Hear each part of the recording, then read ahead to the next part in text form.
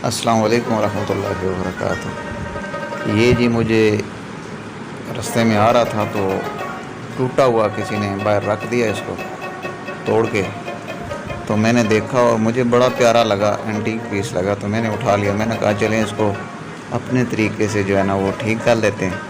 तो मैं उठा के इसको अपनी रहाइश पे ले आया और मैं अभी इसको ठीक करने लगा हूँ। आप लोग देखिए कि ये ठीक होने के बाद कैसा लगेगा और मुझे कमेंट सेक्शन में ज़रूर बताइएगा।